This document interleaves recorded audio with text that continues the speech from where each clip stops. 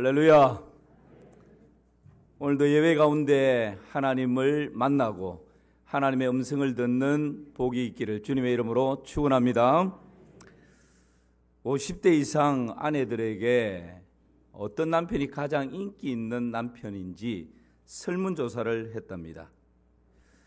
5위 돈 많은 남편, 4위 요리를 잘하는 남편, 3위 싹싹한 남편, 2위 집안일을 잘 도와주는 남편, 1위는 뭘까요? 예, 집이 없는 남편. 아이고, 이렇게 어려운 문제를 맞추는 또 참, 여러분 가정은 어떻습니까? 요즘 가족 상담학에서 많이 사용하는 단어 중에 하나가 엮이는 가정이다라는 말을 많이 씁니다. 엮이는 가정의 반대는 숨기는 가정이죠. 엮이는 가정이란 가족 구성원들 간의 관계가 건강하지 않는 가정을 말합니다. 그러니까 가정을 구성하고 있는 부모가 있고 아내가 있고 남편이 있고 자녀가 있는데 의사소통이 잘 안 되는 거죠. 그리고 끊임없이 갈등이 일어납니다. 심지어는 감정적인 학대가 일어나고 신체적인 학대도 가해지는 가정, 이런 가정이 일명 엮이는 가정이다, 그렇게 표현을 합니다.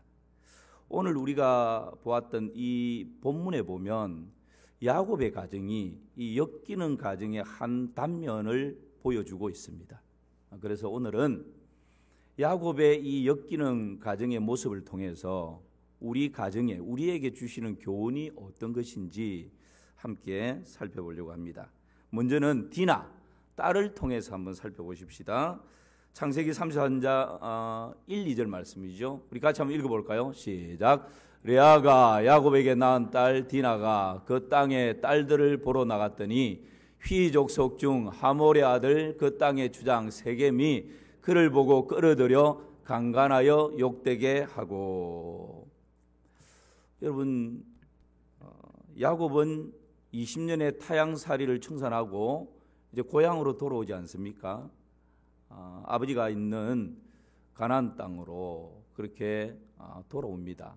근데 이 가나안 땅에 돌아와서는 세겜이라고 하는 곳에서 약 10년 정도를 거하게 됩니다. 머물게 되죠. 디나는 야곱의 가정에 아주 사랑스러운 딸입니다. 그런데 오늘 보니까 디나가 세겜 땅의 추장 세겜, 그러니까 그 지역 이름도 세겜인데 세겜이라고 하는 지역의 추장의 이름도 뭐죠? 세겜, 똑같이 세겜입니다. 그래서 이 세겜 땅의 추장 세겜에게 이제 지금 오늘 성경에 나와 있는 대로 강간을 당하는 이런 어처구니 없는 일이 발생을 합니다. 여러분, 세겜은 이방 족속입니다.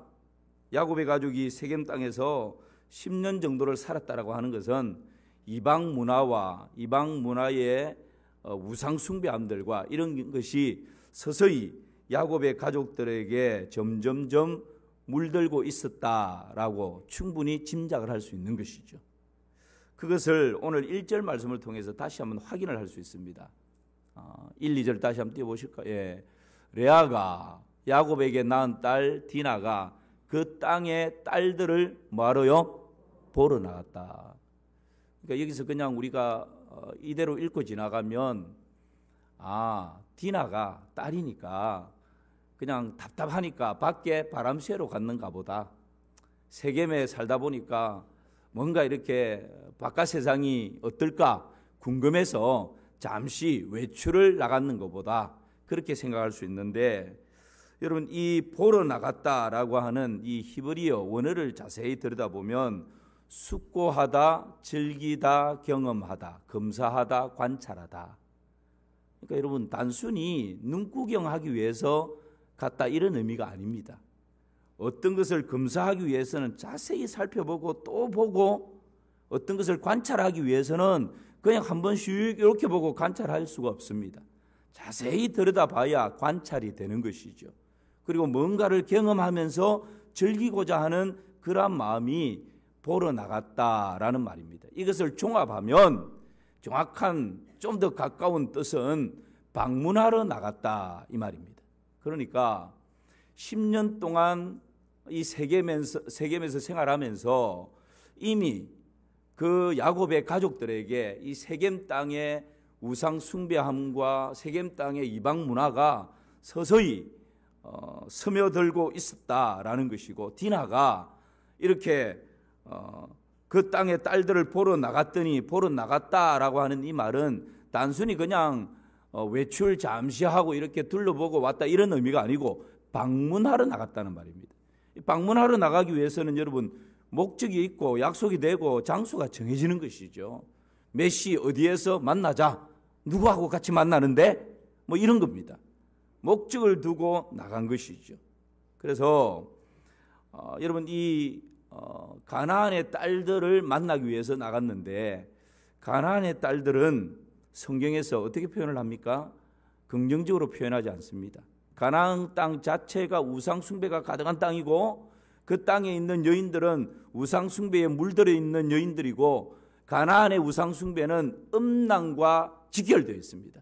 그래서 가나안 땅에 있는 여인들은 다 음란, 조금 더 심하게 말하는 창녀와 같은 그러한 여인들이라고 여기고 있습니다. 여러분, 그래서 아브라함은 아예 아들 이삭의 며느리, 그리고 아브라함에게는 며느리고 아들 이삭의 아내를 구할 때 어떻게 구하는지 보십시오. 창세기 24장 3, 4절이죠. 내가 너에게 하늘의 하나님 땅의 하나님이신 여호와를 가리켜 맹세하게 하노니 너는 내가 거주하는 이 지방 가나안 족속의 딸 중에서 내 아들을 위하여 아내를 택하지 말고. 어디에서 아내를 택하지 말라고요? 가나안 족속의 딸 중에서 내 아들을 위하여 아내를 택하지 말고 내 고향 내 족속에게로 가서 내 아들 이삭을 위하여 아내를 택하라. 그럼 무슨 말입니까? 아브라함은 알았습니다. 이 가나안 땅이 우상숭배에 가득한 땅이고, 그 우상숭배는 음란과 직결되어 있고, 그래서 이 땅의 여인들은 다 음란과 연결되어 있는 여인들이라는 것을 알았던 거예요. 그래서 아들 이삭을 위해서 며느리를 구하는데, 이 가나안 땅에서 구하지 말라고 늙은 노종을 여러분 저 멀리 고향에까지 보내지 않습니까? 그래서 거기에서 내 아들 이삭을 위해서 아내를 구해오라고. 여러분, 하나님께서 가나안을 정복할 때 왜 헤렘 진멸시켜라. 어떻게 보면 좀 잔인하지 않습니까? 전쟁을 해도 군사들끼리 죽이고 뭐 이렇게 하지, 민간인을 죽이는 것은 오늘날도 비난을 받지 않습니까? 그런데 하나님께서 가나안을 정복하는데 뭐 여인, 아이, 짐승할 것 없이 헤렘은 전멸시켜버리는 것입니다. 왜 그렇게 하라고 했는지를 알아야 되는 거죠. 그런데 여러분, 아브라함은 그것을 알았기에 내 아내를 구하는 이 중요한 일, 우리 집안에 며느리가 들어온 이 중요한 일에 그런 여인은 아예 갈로 바꿔. 그래서 고향으로 노종을 보내죠. 그런데 야곱은 아닙니다. 야곱은 아브라함과는 너무 다릅니다. 지금 디나가 10년 정도 살면서 그 땅의 문화에 젖어들고 우상 숭배하는 가운데 젖어들고, 그래서 오늘도 뭔가 친구들하고 약속을 하고 나 너희 집에 몇 시 어디로 나갈게 약속을 하고 지금 방문을 하는데도 아무런 대책이 없습니다. 그냥 방치해버립니다. 여러분, 그 결과가 뭡니까? 사랑스러운 딸이 봉변을 당하게 되는, 큰 집안에 일어나서는 안 될 일이 지금 일어나 버린 것이죠. 당사자인 디나는 말이 없습니다. 억울하지만 아무 말이 없습니다. 가장 깊은 상처를 받은 여인이 디나 아니겠습니까? 그런데 여기에 대해서 아무런 반응을 하지 못합니다. 요즘 같았으면 뭐 SNS나 이런 걸 통해서 난리가 나지 않겠습니까? 그런데 이 디나의 침묵, 아무런 저항도 권리도 주장할 수 없는 이런 모습이 그 시대 여인에 대한 그 시대상이다라고 하는 것을 보게 됩니다. 하나님도 등장하지 않습니다. 하나님도 침묵하십니다. 하나님도 아무 말씀이 없습니다. 어쩌면 디나의 그 아픈 가슴과 이 상황을 바라보는 하나님 아버지의 마음이 서로 통하고 있는 그런 모습들을 우리가 짐작할 수 있는 것이죠. 사랑하는 성도 여러분, 하나님의 백성들이 세상 문화의 매력을 느끼고 세상을 동경하면 큰 위험에 처할 수가 있습니다. 좀 재미없어도 말씀 안에 머무는 것이 가장 안전한 줄 믿습니다. 별로 매력이 없는 것 같지만 여러분, 이 교회 공동체 안에 함께하는 이것이 가장 큰 행복인 줄을 믿습니다. 울타리 넘어 너무 좋아 보이고 매력이 느껴지고 울타리 넘어 나가면 뭔가 새로운 것이 펼쳐질 것 같은데 여러분, 오히려 더 큰 봉변을 당하고 더 큰 어려움의 위기에 직면하게 되는 것입니다. 두 번째는 야곱, 아버지를 통해서 이 엮이는 가정의 특징 중에 하나가 뭔지를 한번 보십시다. 5절 말씀입니다. 5절 시작. 야곱이 그 딸 디나를 그가 더럽혔다 함을 들었으나 자기의 아들들이 들에서 목축함으로 그들이 돌아오기까지 잠잠하였고. 야곱은 지금 내 딸이 밖에 나가서 지금 이런 몹쓸 짓을 당하고 돌아왔는데 그것을 들었는데 잠잠합니다. 그럼 다시 한번 5절을 보십시오. 이것이 도대체 아버지의 반응입니까? 야곱이 그 딸 디나를 그가 더럽혔다 함을 들었으나 자기의 아들들이 들에서 목축함으로 그들이 돌아오기까지 잠잠하였고. 여러분, 저는 이걸 보면서 이 아버지 자격이 없다. 사랑하는 딸이 그런 어처구니 없는 일을 당하고 이 소식을 아버지가 들었다면 여러분 어떻게 해야 되겠습니까? 어떤 놈이 지금 내 딸을 이렇게 했냐고 칼이라도 빼서 여러분 달려가야 되지 않겠습니까? 근데 야곱이 아무런 대책이 없어요. 아들들이 돌아올 때까지 반응이 없습니다. 잠잠합니다. 마치 너무 집에 이웃집에 이런 일이 있어도 분노가 일어나야죠. 그런데 내 집에 지금 내 딸이 지금 이런 일들을 당했는데 지금 이게 아버지의 모습입니까? 마치 남의 일을 보는 듯이 태연합니다. 여러분, 야곱은 가정의 문제를 해결하지 않는 아버지였습니다. 자녀들의 문제든 사업의 문제든 물질의 문제든 어떤 문제든지 모든 문제의 최종적인 책임은 아버지에게 있습니다. 왜냐하면 하나님께서 가정의 아버지를 제사장으로 세웠기 때문에 그렇습니다. 그런데 그 아버지가 문제는 해결하지 않고 문제만 생기면 도망가 버리는 아버지가 있습니다. 지금 야곱처럼. 이런 가정이 바로 엮이는 가정입니다. 학교에서 자녀의 문제 때문에 상담을 요청하는데 아니 나 바쁘니까 당신이 갔다 와. 아내에게 다 떠넘겨 버립니다. 아버지가 나서지 않습니다. 그리고 결과가 어떻게 됐는지도 궁금하지도 않습니다. 모든 책임을 아내에게 떠넘겨 버리고 자기는 쏙 빠지려고 하는 이런 가정이 여러분 엮이는 가정의 특징 중에 하나입니다. 초등학교 2학년 아이가 시를 지었답니다. 그 시가 TV 프로그램을 통해서 유맹세를 탄 적이 있습니다. 그 시 내용이 초등학교 2학년이 지은 시입니다. 그 시 내용이 이런 시였습니다. 엄마가 있어 좋다. 나를 이뻐해 주어서. 냉장고가 있어서 좋다. 나에게 먹을 것을 주어서. 강아지가 있어서 좋다. 나랑 놀아주어서. 그런데 아빠는 왜 있는지 모르겠다. 이것이 여러분 엮이는 가정의 한 단면을 정확하게 표현하는 시입니다. 지금 야곱이야말로 이 가정에 아버지가 왜 있는지 모르겠어요. 딸이 지금 그런 일을 당하고 들어왔는데 아버지가 뭐 한다고 있습니까? 그냥 입 다물고 가만히. 저는 이 말씀을 묵상하면서 왜 야곱이 이럴까? 그 중에는 야곱의 편애가 숨어 있다는 생각이 듭니다. 야곱은 레아를 별로 사랑하지 않았습니다. 누굴 더 사랑했죠? 라헬을 사랑했습니다. 그런데 디나는 누구에게서 난 딸입니까? 레아에게서. 야곱이 별로 사랑하지 않았던 레아에게서 첫날 밤 외삼촌에게 속아서 어쩌면 억지로 결혼한 사람이 레아였잖아요. 그 레아에게서 난 자녀가 딸이 디나입니다. 그런데 여러분 나중에 이제 창세기 후반부로 가면 우리가 보겠지만 자기가 그렇게도 사랑했던 라헬에게서 두 아들이 나는데 누구죠? 요셉이고 베냐민이에요. 그런데 요셉과 베냐민을 얼마나 금이야 오기야 아끼는지 아시죠? 결국 요셉을 형들은 다 들녘에 보내고 요셉은 그냥 집에서 자색옷을 입혀서 오기야 금이야 이러다가 형들이 그 요셉을 시기 질투하잖아요. 그래서 결국 요셉이 저 애굽으로 팔려버리는 그런 일들을 이 야곱 가정에서 맡게 됩니다.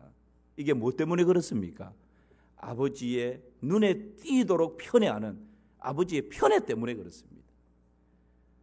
가정의 가장이 공부 잘하는 아이 좋아하고 말 듣는 아이 좋아하고 조금 삐딱하다고 무시하고 너는 누구 배에서 났냐 막말을 해버리고 이러면 여러분 편애하는 가운데 사랑을 받는 자녀도 망치게 되고 사랑받지 못하는 자녀는 더더욱 망치게 됩니다.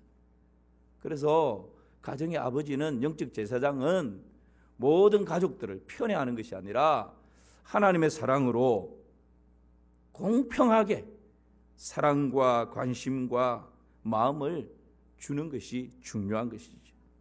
여러분 이렇게 야곱이 침묵하고 있는 것은 바로 이 레아에게서 난 딸이었기 때문에 그렇지 않나라는 생각을 하게 됩니다.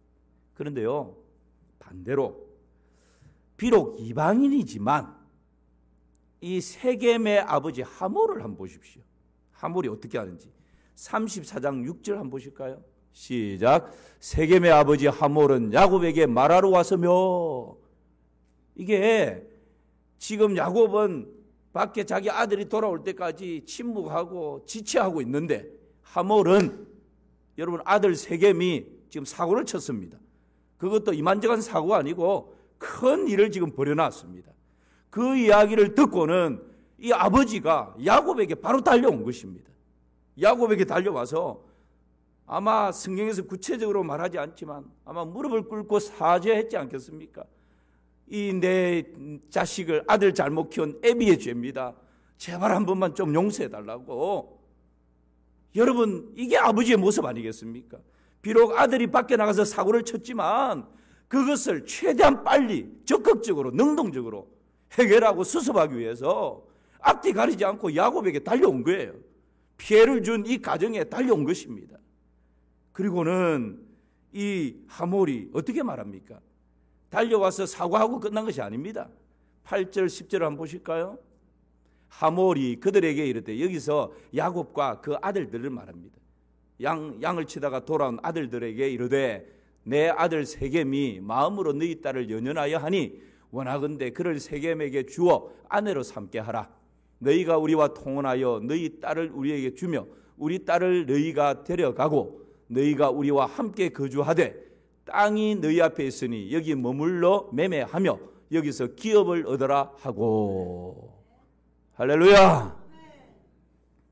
이런 아버지가 있는 가정이 천국 같은 가정이고 건강한 가정이고 숨기는 가정입니다.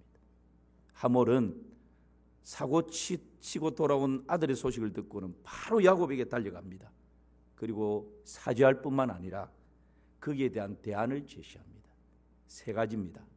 그게 뭡니까? 내 아들이 사고를 쳐서 당신 가정에 씻을 수 없는 상처를 입혀서 죄송합니다. 그런데 이왕 엎어져 버린 물인데 내 아들이 당신의 딸을 정말 사랑하고 있습니다. 이왕 이렇게 된 거 당신과 우리 가문이 사돈을 맺읍시다. 내 아들과 당신의 딸을 결혼시킵시다. 이것이 첫 번째 제안이에요.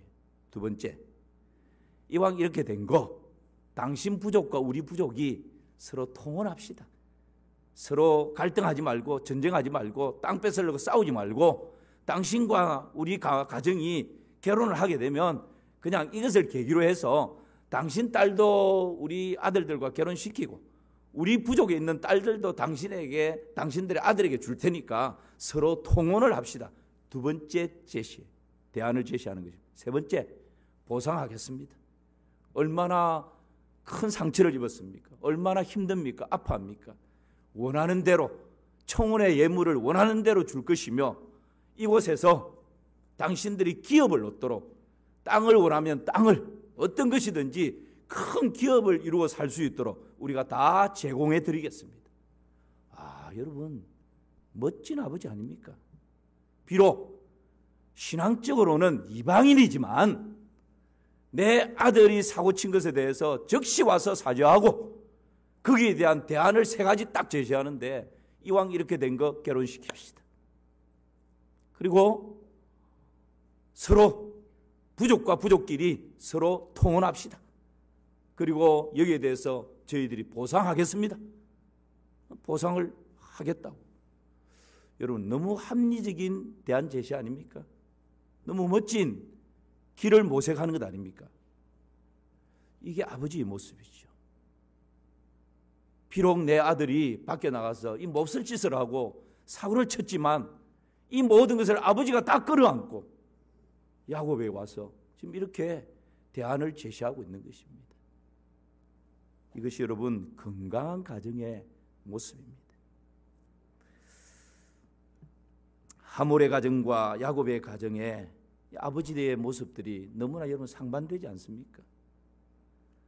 가정의 모든 문제의 궁극적인 책임이 아버지에게 있는데 여러분 가정이 이런 큰 이 어려움이 봉착할 때 아버지가 해결책을 제시하지 않고 침묵해버리고 그냥 미루어 버리니까 아들들이 낳습니다. 아들들이 나서서 어떻게 문제를 해결하는지 보십시오. 시몬과 레위가 나서는데요. 14절입니다. 시작.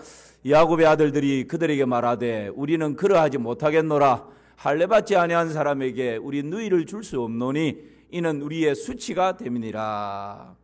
아버지가 나서서 문제 해결할 의욕이 없으니까 지금 시몬과 레위 아들들이 나서가지고 그 하몰과 세겜에게 우리는 그래 할 수 없다. 아주 합리적인 대안 제시를 했지만 할 수 없다. 왜냐하면 할례받지 않은 사람에게 우리는 우리 동생을 줄 수 없기 때문이다. 그러면서 여러분 34장 15절 16절에 보면 좀 더 구체적으로 이렇게 또 제시를 합니다. 거짓말이죠 지금.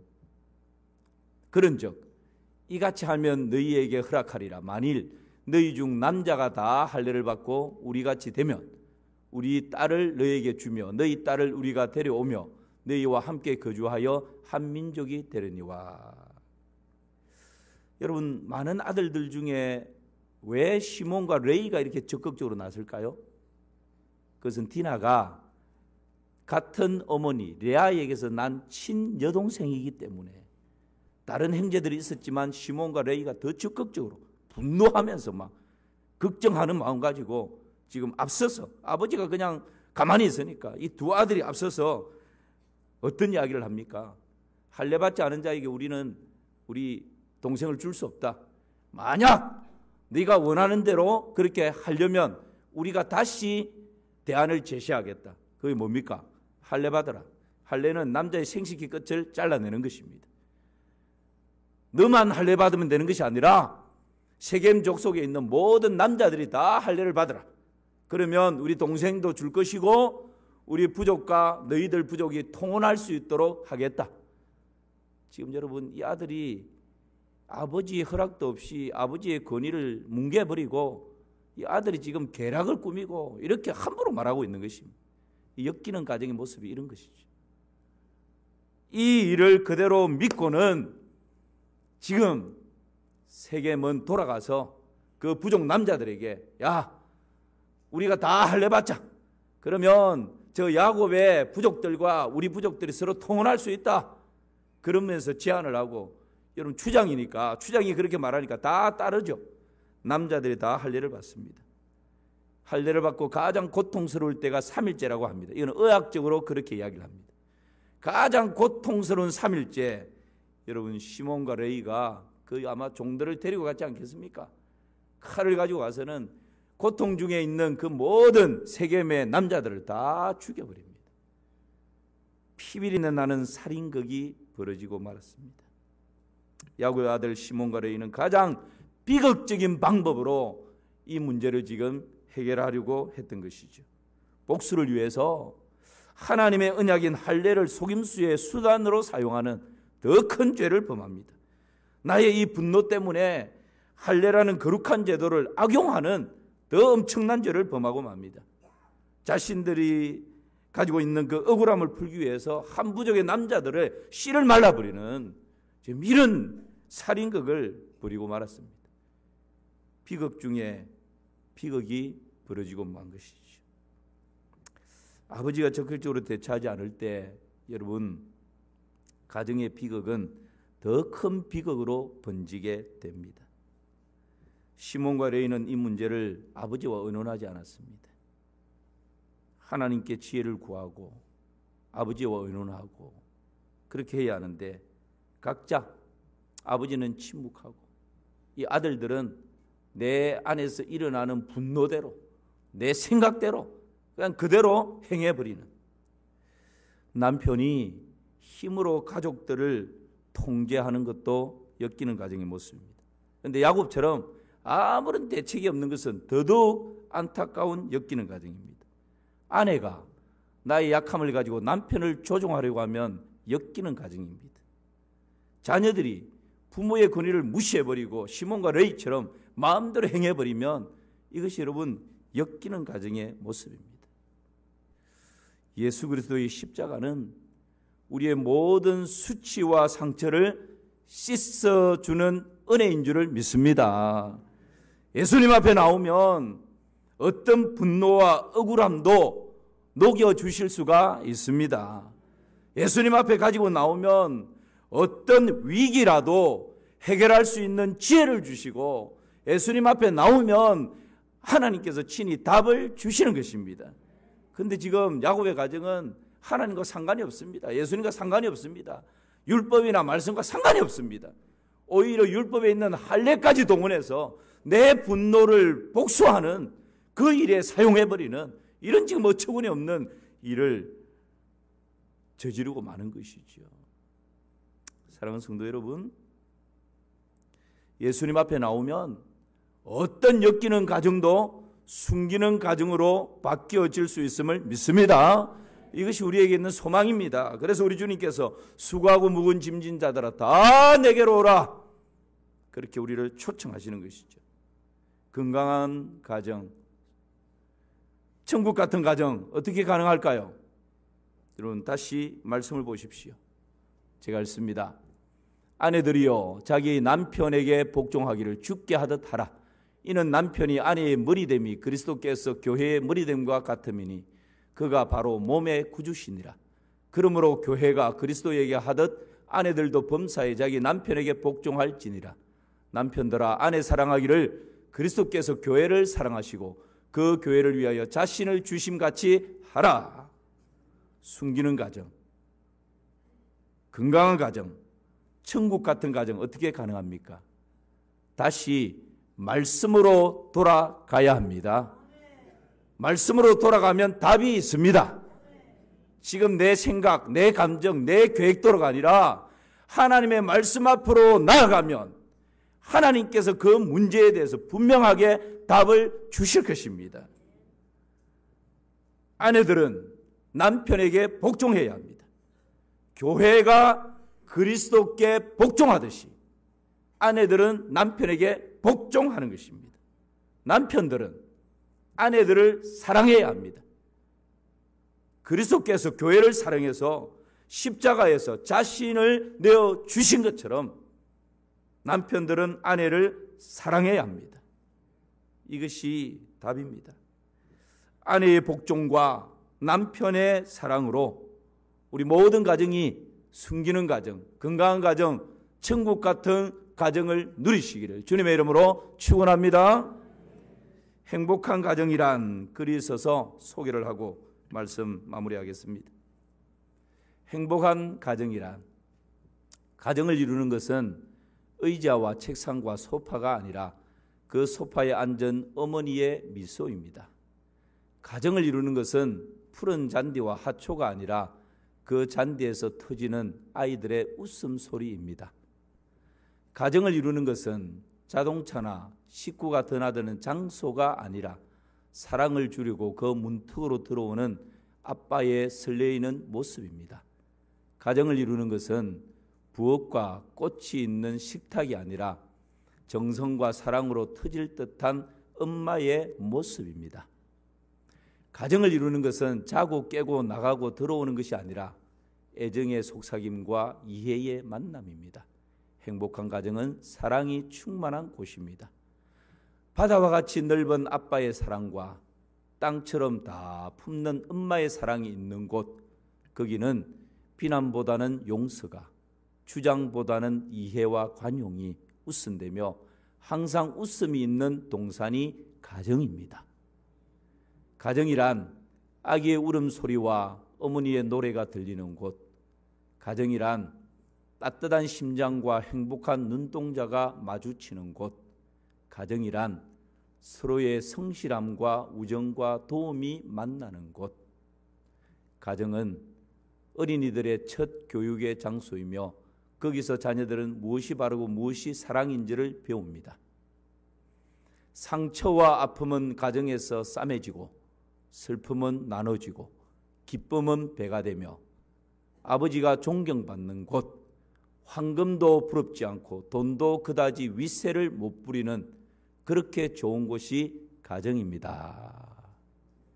저는 특별히 마지막 부분 다시 띄워보시죠. 마지막, 황금도 부럽지 않고 돈도 그다지 윗세를 못 부리는 그렇게 좋은 곳이 가정입니다. 이런 복된 가정을 다 누리시기를 주님의 이름으로 축원합니다.